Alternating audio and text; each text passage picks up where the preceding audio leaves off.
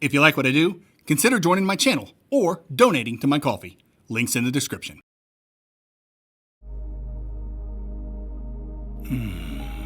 Yes. Embrace it. Embrace the horny. Yes. A little horny never hurt anyone. Oh, yeah. That might be a little too much horny.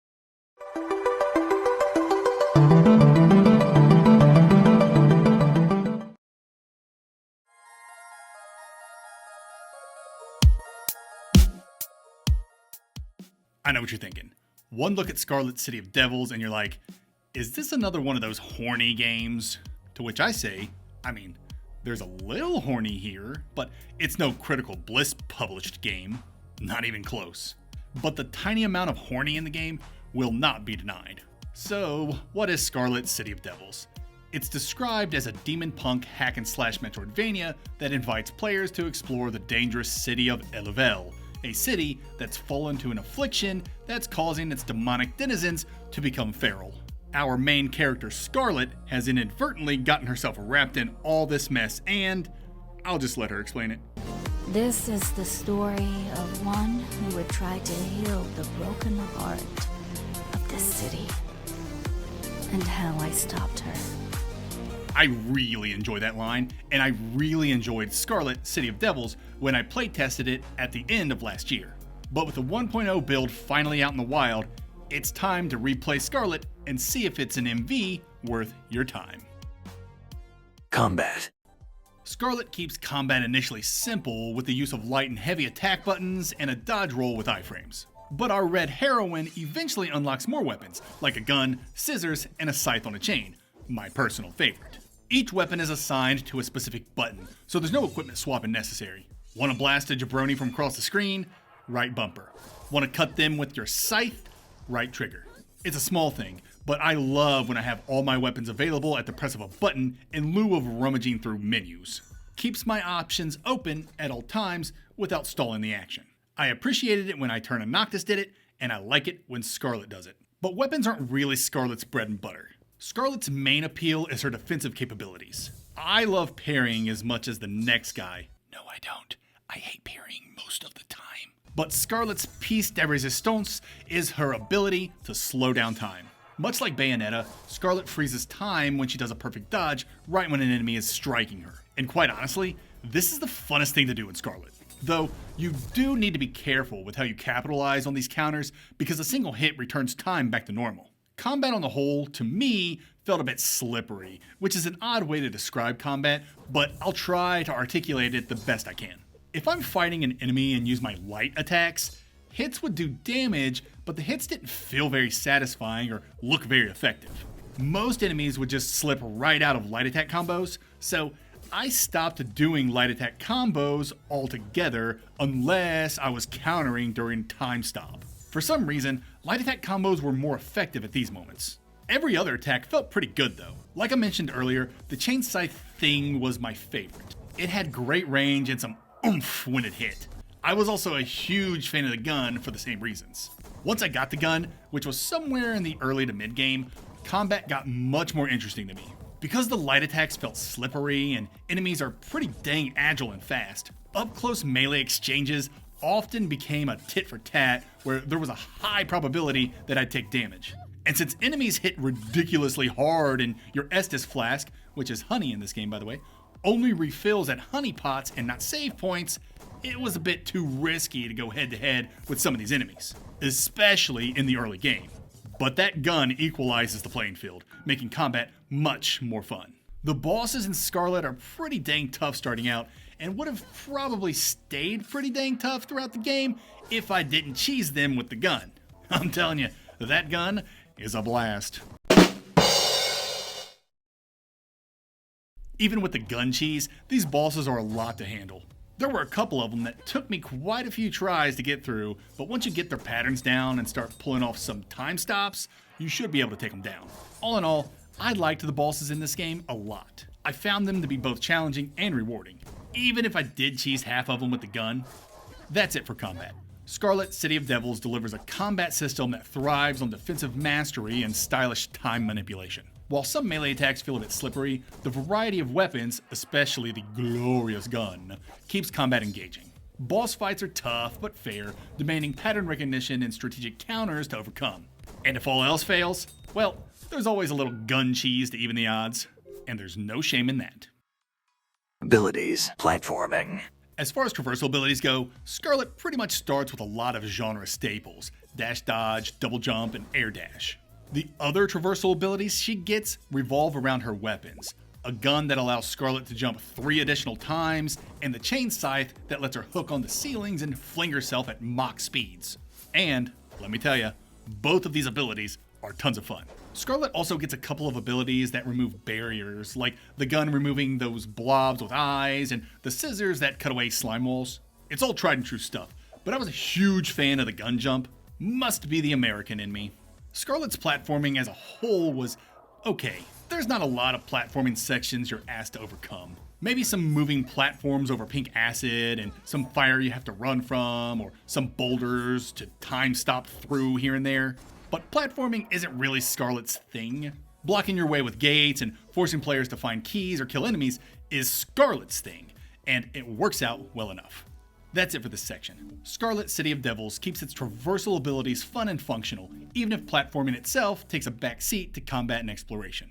The gun jump and chain scythe add a ton of mobility and flair, making movement feel fluid and rewarding. While there aren't many dedicated platforming challenges, the game leans more into environmental obstacles and enemy encounters to gate progress. It may not be a platforming powerhouse, but when you're zipping through the air at high speeds or triple jumping off of a gunshot, it's hard not to have a good time. Progression. Scarlet has 2 main attributions she can increase: HP and attack, because even Scarlet knows strength builds are where it's at, baby. Increasing these stats requires Scarlet to find hearts and horns out in the wild, where she can either find them floating in the air for free, or find them on a pedestal that requires her to pay like $2 grand for them. Yep, Scarlet has an economy, but it's kinda weird. You can collect money from defeated enemies or treasure chests, and you could spend said money at these pedestals scattered throughout Elovel instead of there being a dedicated spot at, say, a hub town or something. This is an odd choice simply because money is really hard to come by in the beginning, so you might come up against these pedestals with not enough cash. This wouldn't be so bad, but pedestals aren't marked on the map, and you can't mark up the map, forcing players to remember the locations of any pedestals they didn't purchase from. And with my 40-year-old brain, that's asking a lot. There are other stats Scarlet can increase by eating the food off pedestals, but these are temporary buffs, so I didn't waste my time with them, especially in the early game when cash is hard to come by. Something I thought was incredibly interesting is how Scarlet gives players the option to purchase late game weapons fairly early, which would also grant players early access to biomes, as these weapons also come with traversal abilities. The price is exorbitant, so I don't see any players actually buying them, but it's still kinda neat and unique for Scarlet to do. I think Scarlet's biggest misstep is its lack of side quests. There are a lot of NPCs in the game that all end up at the bathhouse, but there's not a lot to them. This is just the musings of a madman, but I would have loved to interact with the characters more on a mechanical level. That's it for progression. Scarlet City of Devils takes a unique but somewhat cumbersome approach to progression. Strength builds reign supreme, but tracking down stat upgrades, especially the pricey ones, can be a bit of a hassle due to unmarked pedestals and a slow early game economy. The option to buy late game weapons early is an interesting twist, though the sky-high prices make it more of a novelty than a viable strategy. While progression isn't the game's strongest suit, I still found a lot of joy with each heart and horn I found that kept Scarlet feeling stronger as the adventure unfolded. And though the game doesn't have any gear, there are plenty of skimpy outfits to unlock to satiate your inner horny. Exploration. Despite only having 4 things to find, chests full of money, hearts to increase your HP, horns to increase your attack, and honey bottles for extra healing charges, I found Scarlet's exploration to be rewarding. There's just something my envy-addled lizard brain likes about finding things and watching numbers increase. Of course, increasing HP and damage is important and meaningful from a gameplay perspective, but Come on, look at the numbers go up. B-E-A-Beautiful. There's also a bunch of hidden walls to uncover that hide a bunch of secrets, and you know, that's always a good time. I will say LFL is a little more open than I remembered from my playtest.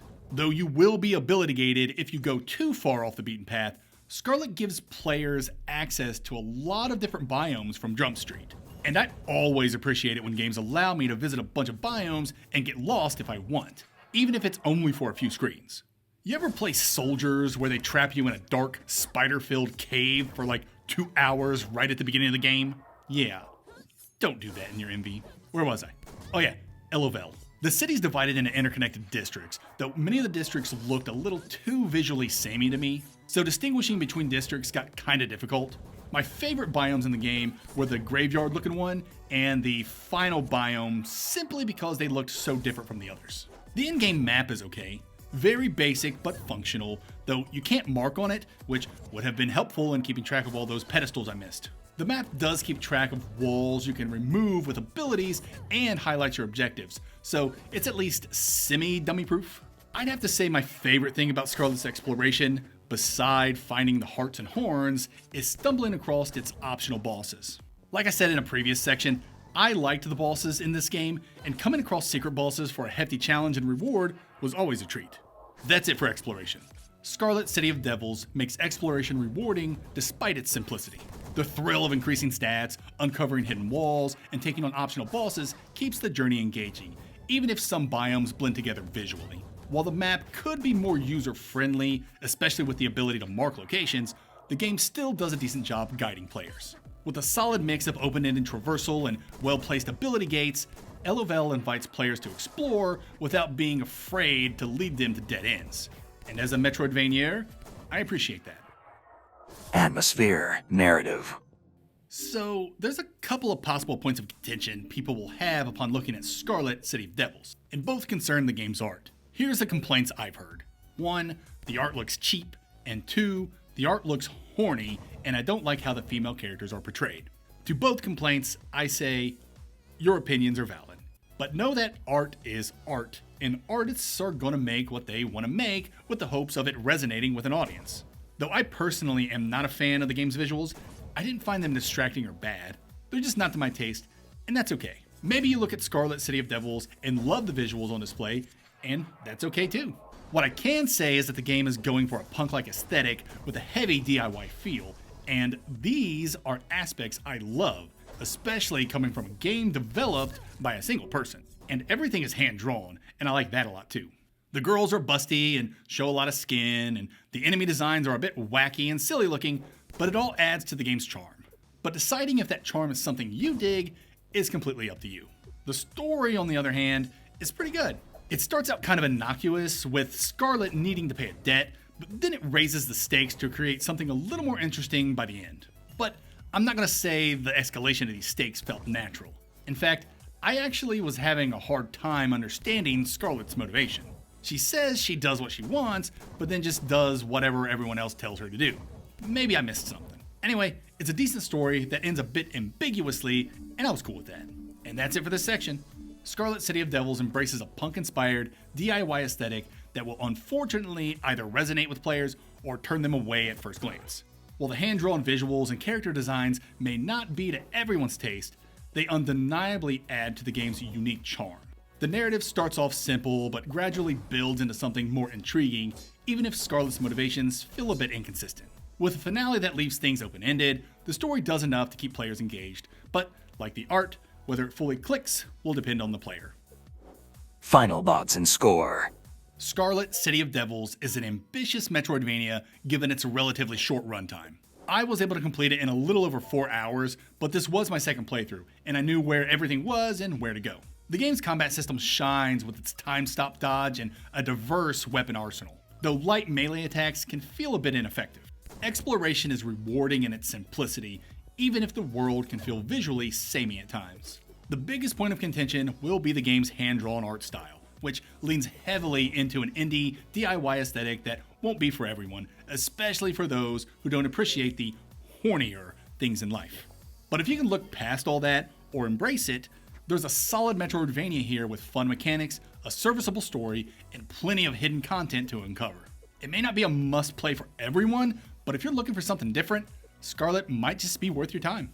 I award Scarlet City of Devils a 7 out of 10. Scarlet City of Devils is available on PC.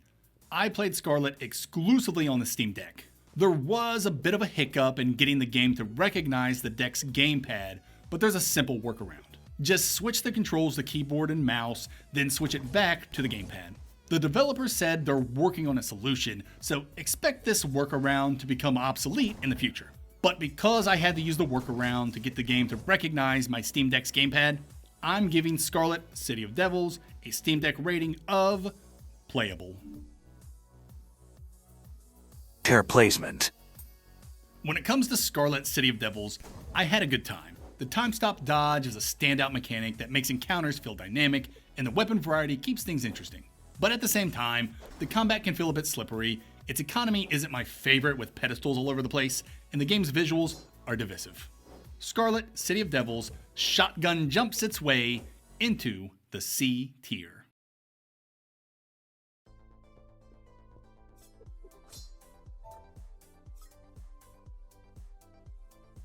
Scarlet is a solid Metroidvania with some rough edges that might hold it back for some players. If you're into fast-paced combat, unique mechanics, and indie games with a punk rock attitude, Scarlet City of Devils is a devil